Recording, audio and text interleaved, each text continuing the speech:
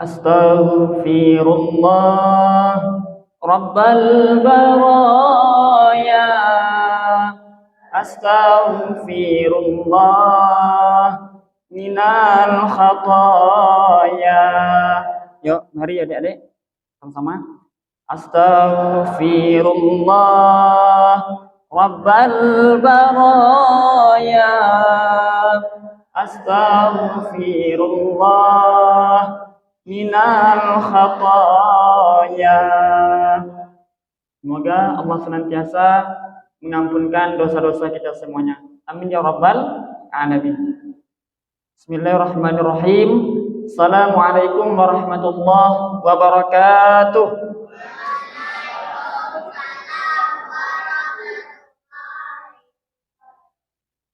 Alhamdulillah wassalatu wassalamu ala rasulillah sayyidina wa maulana Muhammad ibni Abdillah wa ala alihi wa sahbihi wa man tabi'ahu wa mawalah.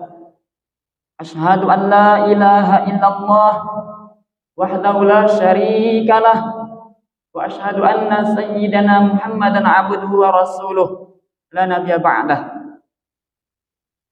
Qala Allah Ta'ala fil Qur'anil Azim wa huwa asdaqul qail. A'udzu billahi minasy syaithanir rajim. Wa aqimus salata wa atuz zakata warka'u ma'ar raki'in. Wa qala an-nabiy sallallahu alaihi wasallam salatul jamaah afdalu min salatil fardhi bi 27 darajah. Apa kabar ibu bapak semuanya?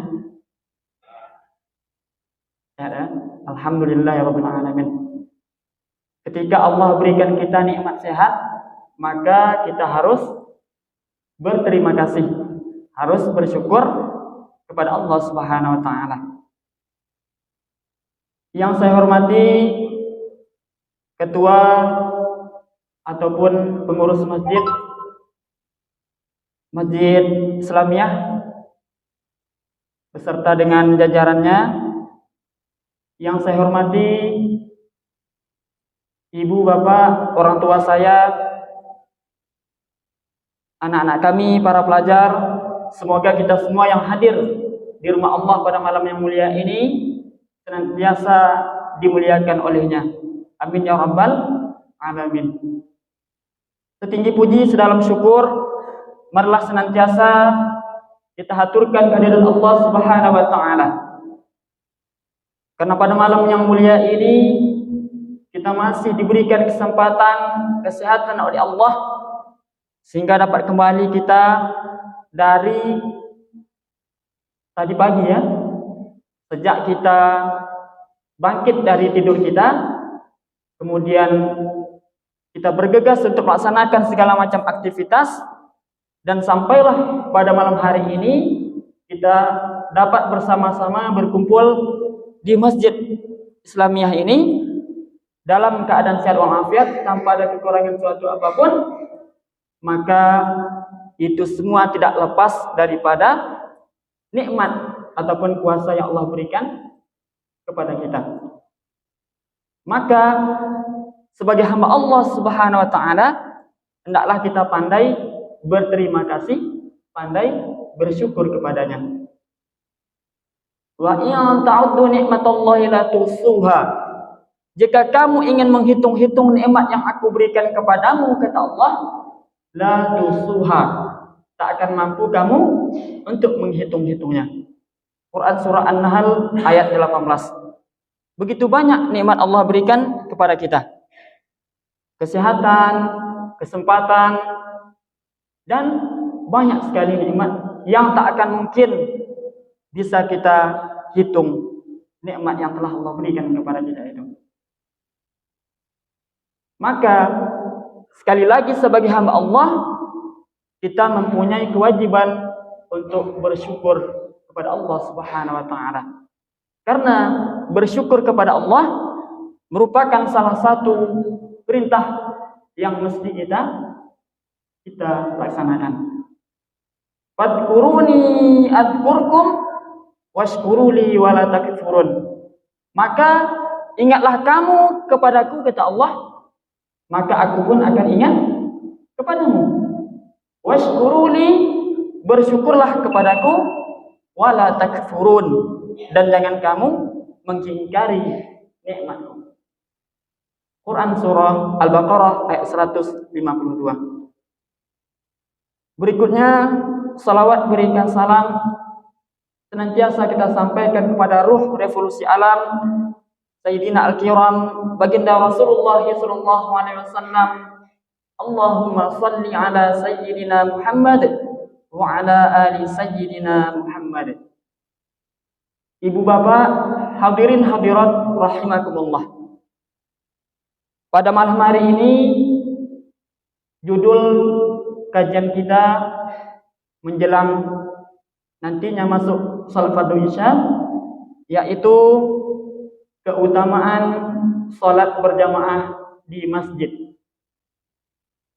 Sebelum menindaklanjuti dari judul yang baru saja disampaikan, terlebih dahulu dalam kesempatan yang mulia ini, saya ingin mengajak kepada kita semua, terutama kepada diri pribadi, mari dalam kehidupan yang singkat ini senantiasa kita meningkatkan takwa, rasa takut, taat kita kepada Allah Subhanahu wa taala. Takwa dalam artian imtithalu awamirillahi wa jatinabu nawahi, menjalankan segala apa yang diperintah Allah dan menjauhi segala apa yang dilarang oleh Allah Subhanahu wa taala. Maka ketika kita mampu untuk mengupayakan diri kita senantiasa takut, tunduk, patuh, taat kepada Allah Subhanahu wa taala dengan bertakwa kita kepadanya, maka tentulah kita akan dapat mengerjakan segala macam kebajikan, mengerjakan ibadah yang sudah semestinya kita kerjakan selaku hamba Allah Subhanahu wa taala. Karena apa, ibu bapak sekalian? Karena sama-sama kita ketahui bersama bahwa inti ataupun tujuan kita diciptakan oleh Allah tiada lain dan tiada bukan adalah untuk menyembah, mengabdi, beribadah kepada Allah Subhanahu wa taala. Wa ma khalaqatul jinna wal insa illa liya'budun. Tak aku ciptakan jin dan manusia, kata Allah, kecuali untuk beribadah kepadaku. Quran surah Az-Zariyat ayat 56. Ibu bapak, hadirin hadirat rahimakumullah.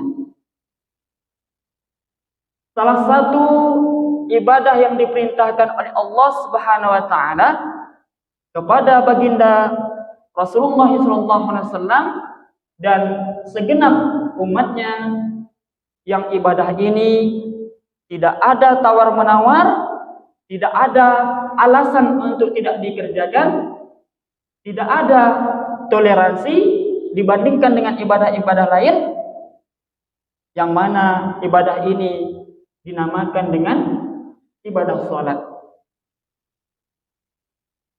Kalau haji, kita bisa beralasan untuk tidak mengerjakannya karena kita belum mampu, ya kan? Kalau zakat, kita punya alasan untuk tidak menunaikan zakat itu kalau kita belum mempunyai harta untuk dizakati. Apalagi kalau puasa, ada juga alasan bagi kita untuk tidak menunaikan ibadah puasa ketika kita sakit ataupun uzur-uzur lainnya. Tetapi beda dengan ibadah yang satu ini.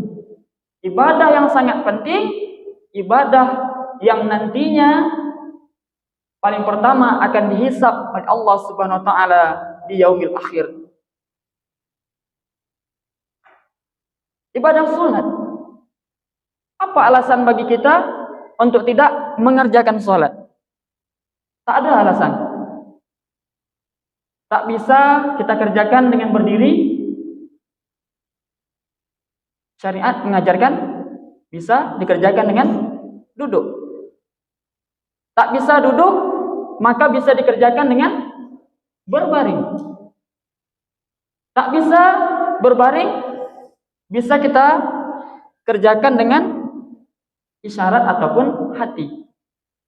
Tak bisa berwudu dengan air, bisa dengan tayamum. Maka tak ada alasan, tak ada toleransi, tak ada tawar-menawar kalau sudah berbicara mengenai sholat ini. Maka sangat merugi ketika umur yang sudah banyak kita habiskan, usia yang sudah banyak kita lalui, amanah daripada Allah Subhanahu wa taala, banyak kita tinggalkan sholat. Sholat kita masih banyak bolong-bolong. Nah, maka solusi bagaimana? Menyikapi sholat yang dulunya pernah kita tinggalkan, yang pernah kita tak kerjakan, maka solusinya para ulama menyampaikan adalah dengan kita mengqadha salat kita itu. Maka qadhalah, bayarlah hutang salat kita itu. Maka cepat beristighfar kepada Allah, memohon ampun kepada Allah atas segala khilaf, kesalahan, dosa-dosa yang pernah kita perbuat itu. Karena kalau kita terus hari ini hidupnya amalan kita sama saja dengan hari kemarin, bahkan lebih buruk, maka kita termasuk kepada orang yang merugi, bahkan orang yang celaka. Na'udzubillahi min dzalik. Tak ada tawar-menawar. Karena salat juga merupakan tiang agama kita. Kalau kita tak kerjakan salat, kita tinggalkan salat, maka itu artinya kita sudah merobohkan, kita sudah tumbangkan, kita sudah runtuhkan agama kita. Karena dia tiang agama. Apa kata Rasulullah? As-salatu imaduddin, faman aqamaha faqad aqamaddin, wa man tarakaha faqad hadamaddin. Salat itu adalah tiang agama. Jika dikerjakan, maka ia telah mendirikan agamanya. Dan kalau meninggalkan salat, maka ia telah merobohkan, meruntuhkan agamanya. Hadis riwayat Bukhari dan Muslim. Jamaah sekalian, ibu bapak, hadirin hadirat rahimakumullah. Di antara perintah-perintah yang disyariatkan oleh agama kita, agama Islam kepada kita, salah satunya kita terutama terkhusus untuk kaum laki-laki diwajibkan untuk sholat berjamaah di masjid. Nah, maka jangan sampai kita sepelekan. Nah, kita anggap ini sesuatu hal yang tidak penting, lalu kita tak mengindahkan syariat agama, tak mengindahkan apa yang dianjurkan oleh Rasulullah SAW, lalu kita tinggalkan dan tak kita kerjakan. Mengapa orang hari ini mungkin malas, capek, atau merasa tak nyaman untuk salat berjamaah ke masjid? Mengapa orang malas untuk datang ke masjid? Mungkin jawabannya karena masih ada yang belum tahu di antara kita akan banyaknya keutamaan, fadilah, kelebihan daripada salat berjamaah itu sendiri.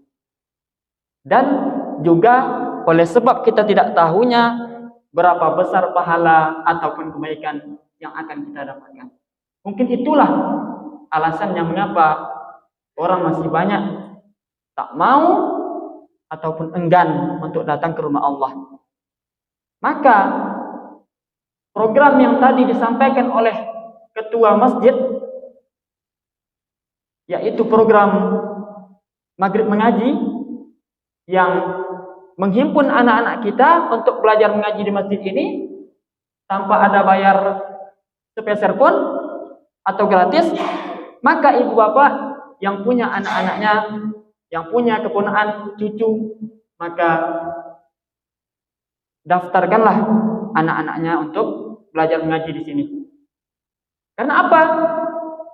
Tujuannya ketika mereka dari kecil sudah terbiasa datang ke rumah Allah, cinta kepada masjid, maka ketika mereka beranjak remaja, dewasa, mereka sudah tak asing lagi dengan masjid. Mereka akan terus cinta kepada masjid, mereka akan terus mendamba-dambakan untuk terus dapat datang ke masjid, ke rumah Allah. Maka anak-anak yang hari ini kita hadirkan, kita bawa, kita ajak untuk salat berjamaah di masjid, maka itu sangat luar biasa manfaat yang akan didapatkan.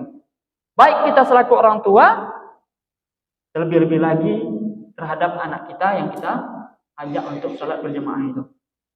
Nah, maka program yang dibawa atau dibuat oleh ketua masjid tadi sangatlah bagus. Maka sekali lagi kita harus ikut andil dalam bagaimana cara masjid kita ini tetap makmur, tetap ramai dan terisi oleh jamaah untuk melaksanakan sholat di sini. Ibu bapak hadirin hadirat rahimakumullah. Allah Ta'ala telah mensinyalirkan firman-Nya di dalam Al-Quran surah Al-Baqarah ayat 43 yang mungkin sudah tak asing lagi di telinga kita bersama. Allah katakan, wa aqimus salata wa atuz zakah warka'u ma'ar raki'in. Ayat yang tadi di mukaddimah saya sudah bacakan. Apa kata Allah? Dan dirikanlah salat, tunaikanlah zakat, dan rukulah bersama orang-orang yang ruku. Di sini ada kata rukulah bersama orang-orang yang ruku. Para ulama menyimpulkan bahwasanya itu berarti salat yang dilaksanakan secara bersama-sama ataupun salat yang dilaksanakan secara berjamaah. Maka perintah untuk melaksanakan salat berjamaah ini jangan sampai sekali lagi kita abaikan, kita anggap remeh, kita sepelekan, kita anggap hal yang biasa saja. Karena di balik salat berjamaah itu ketika kita mengindahkannya, maka banyak sekali keutamaan, kebaikan yang akan kita dapatkan. Berdasarkan hadis-hadis yang disampaikan oleh baginda Rasulullah SAW terhadap keutamaan, kebaikan yang akan kita dapatkan ketika salat berjamaah ini, di antaranya yang pertama ialah siapa di antara kita ketika sebelum berangkat ke rumah Allah, sebelum berangkat ke masjid, dia terlebih dahulu berwudu, ya, menghilangkan hadas yang kecil dari rumahnya, kemudian ia langkahkan kaki kanannya, maka satu langkah kaki kanannya akan mengangkat derajatnya. Kemudian ia langkahkan kaki kirinya, satu langkah kaki kirinya akan menghapuskan dosa yang kecil yang pernah ia perbuat. Maka sangat luar biasa salat berjamaah ini. Apakah berlaku untuk kaum laki-laki saja salat berjamaah? Jawabannya iya, karena syariatnya untuk kaum laki-laki. Lalu apakah tidak boleh kaum wanita untuk salat berjamaah di masjid? Jawabannya sangat boleh. Tetapi berdasarkan hadis Rasulullah SAW, wanita ini lebih baik salatnya di rumah agar menghindari hal-hal yang tidak diinginkan terjadi.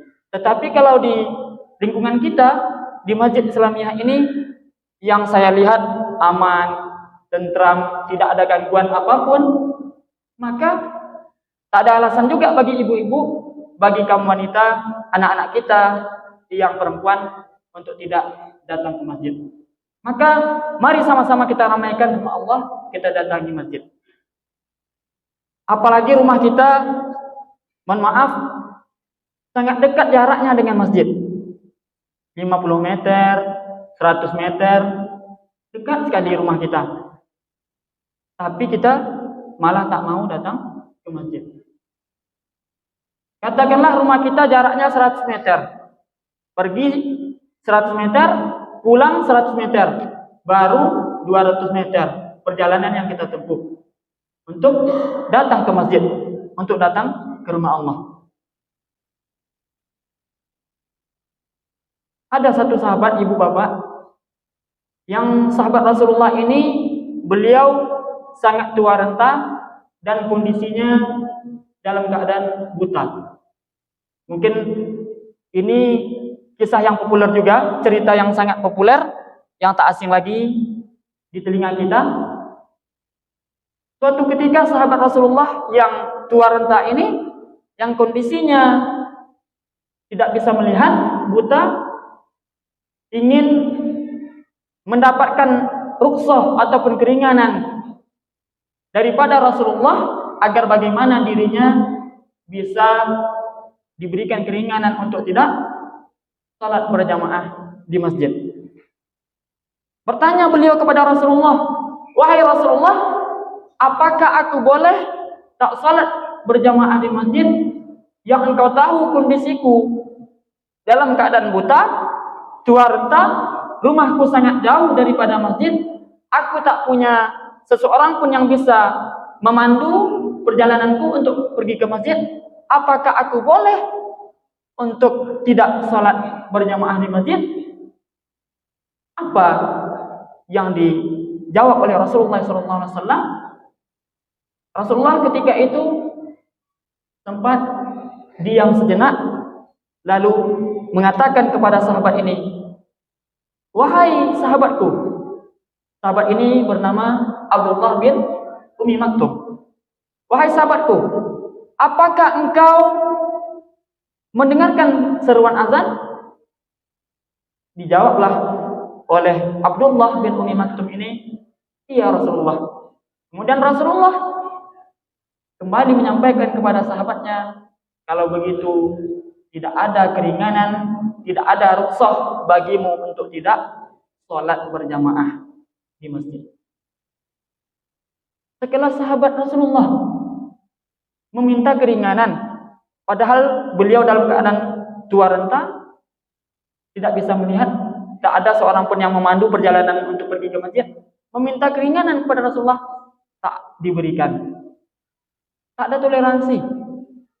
Bahkan ada riwayat menyatakan pernah suatu ketika di zaman Rasulullah sampai menyuruh sahabatnya untuk menggantikan beliau menjadi imam.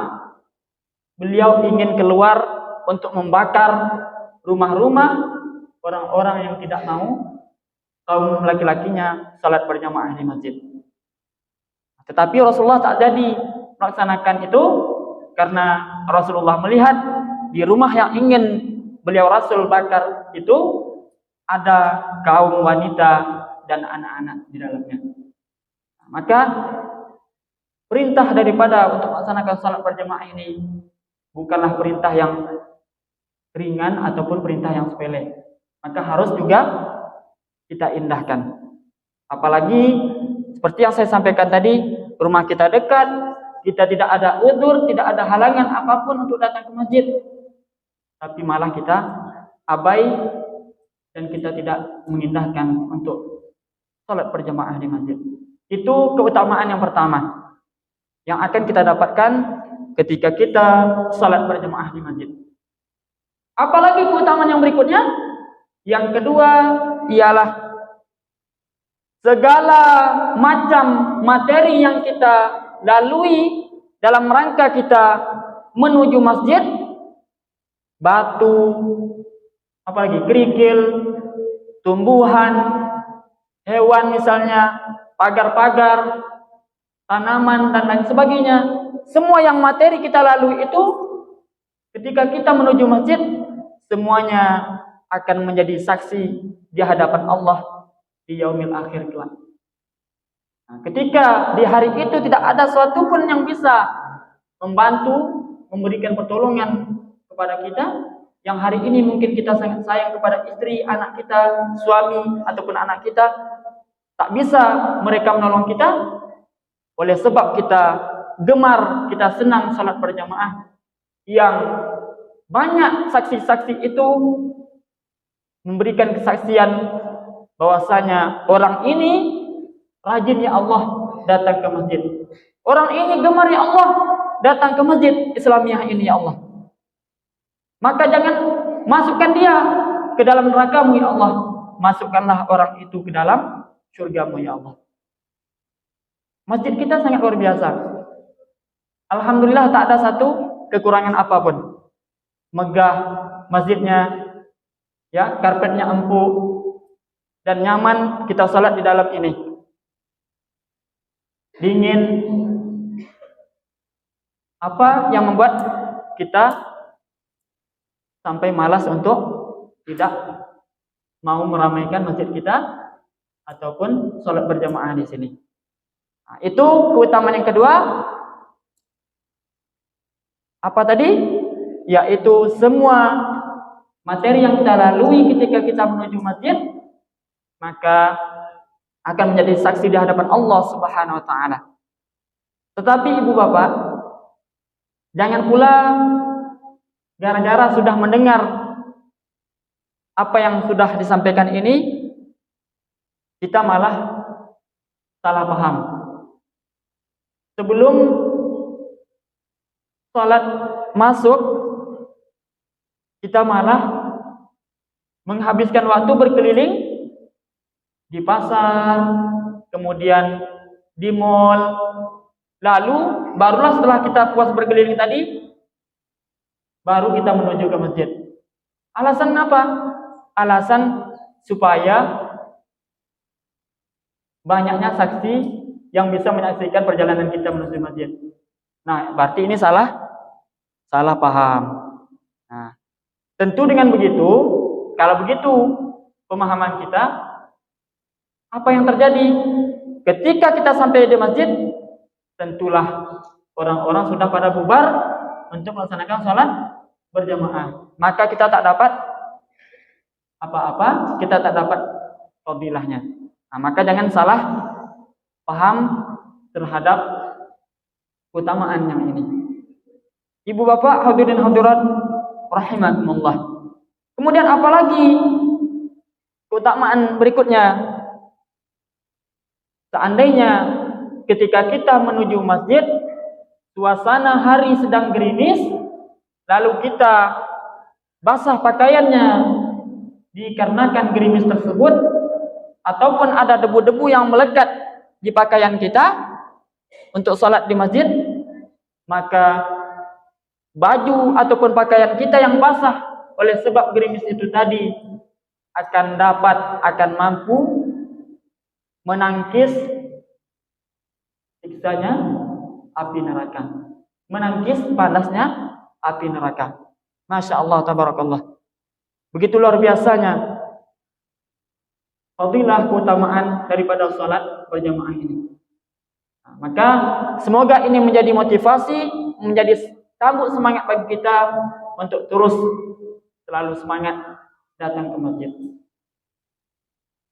Berikutnya, keutamaan daripada salat berjamaah di masjid, bahwa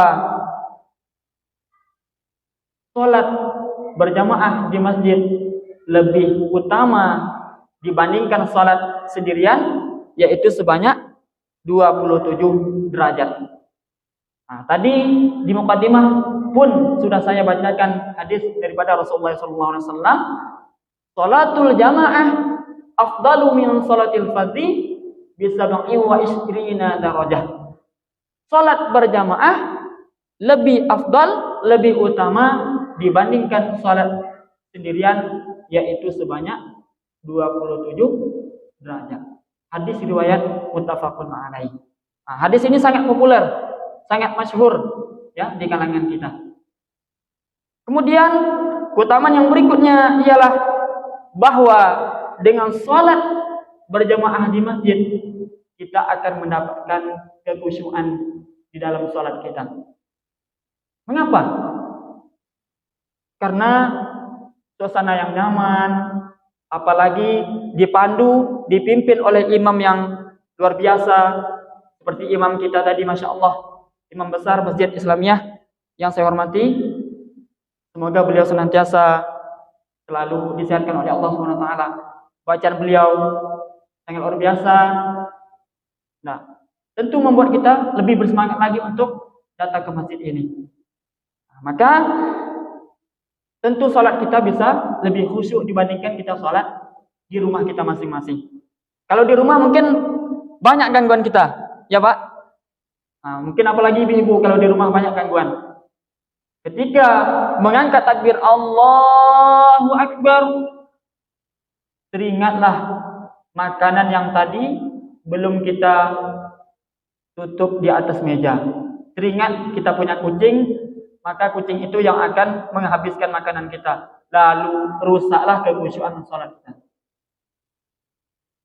Banyak lagi hal-hal yang dapat membuat salat kita tidak khusyuk kalau kita salat di rumah. Ya, nah, maka salatlah di masjid. Laksanakan salat berjamaah. Apalagi fadilah keutamaan daripada salat di masjid, bahwa salat di masjid akan mampu menguatkan ikatan tali silaturahim antara kita. Mengapa tidak? Karena bisa jadi di antara kita, antara si A, si B, si C, ada yang saling bertengkar, saling tak bertegur sapa. Mungkin karena pagar tetangga menghalangi masuknya rumah si B dan lain sebagainya. Atau ada percekcokan lain. Maka dengan sholat berjamaah, sama-sama datang ke masjid, sama-sama datang ke rumah Allah, maka ikatan ukhuwah yang tadinya sempat lepas, sempat putus, akan bisa tersambung kembali, akan bisa terjalin kembali. Nah, tentu hal ini akan menguatkan tali ukhuwah antara kita, persaudaraan di antara kita, dan inilah yang diajarkan oleh, yang disukai oleh Rasulullah SAW. Nah, kalau di masjid, ketika kita mengucapkan salam, bertanda habisnya kita mengerjakan sholat. Kalau misalnya kita sempat tak bertegur sapa dengan seseorang, maka kita tunggulah salam orang tersebut. Bagaimana caranya? Kalau dia salam sebelah kanan, kita sudah selesai salam sebelah kanan, kita tunggu dia salam sebelah kiri. Nah, agar ketika dia salam menolehkan kepalanya sebelah kiri, kita bisa mengucapkan Assalamualaikum kepadanya. Assalamualaikum. Nah, tentu dengan begitu dia akan berbesar hati untuk memaafkan percekcokan yang tadinya sempat terjadi antara kita. Tak mungkin dengan kita mengucapkan salam itu, lalu tiba-tiba dia memaki kita, memarah kita. Tak mungkin rasanya. Maka sangat besar manfaat daripada salat berjamaah. Akan dapat menguatkan tali silaturahim antara kita. Kemudian yang berikutnya adalah dengan salat berjamaah, para malaikat akan senantiasa memberikan doa-doa kebaikan untuk kita. Apa yang disampaikan, yang didoakan malaikat untuk kita, untuk orang-orang yang gemar salat berjamaah di masjid, kata para malaikat, Allahumma salli alaihi Allahumma arhamhu. Ya Allah, berilah dia ampunan dan sayangilah dia. Malaikat pun akan turut mendoakan kita. Sudah berbunyi nampaknya alarm, pertanda waktu Isya tiba ya. Tapi mohon maaf Ibu Bapak, saya mohon izin untuk beberapa waktu lagi menyampaikan sedikit lagi, boleh? Boleh Ibu? Nah, mohon izin. Fadilah yang berikutnya daripada salat berjamaah, doa kita akan senantiasa dikabulkan oleh Allah Subhanahu wa taala. Dan yang berikutnya ialah ketika kita salat Isya berjamaah di masjid, maka kita akan seolah-olah dianggap mengerjakan salat qiyamul lail, salat tahajud setengah malam. Masya Allah. Nah, apalagi seperti saat sekarang ini, kita yang dari tadi sebelum salat maghrib masuk sudah berada di masjid, lalu duduk dengan niat mengharapkan ridha daripada Allah Subhanahu wa taala, mendengarkan kajian dan menunggu masuknya waktu salat Isya, maka sangat luar biasa pahala ataupun kebaikan yang akan kita dapatkan. Lalu Rasulullah melanjutkan, barang siapa yang mengerjakan salat subuh secara berjamaah, yang dua waktu ini sangat berat, salat Isya dan subuh ini yang orang banyak terlena dengannya, maka seolah-olah dia mengerjakan qiyamul lail semalam suntuk. Hadis riwayat Muslim. Masya Allah, luar biasa. Begitu banyak fadilah keutamaan yang akan kita dapatkan kalau kita gemar salat berjamaah di masjid. Banyak sekali fadilah keutamaan yang lainnya, namun waktu kita terbatas. Dalam kesempatan inilah yang dapat saya sampaikan di hadapan kita semua. Semoga apa yang sudah disampaikan ini ada memberikan manfaat, memberikan kebaikan, bisalah untuk kita terapkan di dalam kita hidup sehari-hari. Amin ya rabbal alamin. Saya mengucapkan terima kasih banyak atas kesempatan yang telah diberikan. Memohon maaf atas segala kekurangan, kekhilafan. Ihdinas siratal mustaqim. Wassalamualaikum warahmatullahi wabarakatuh.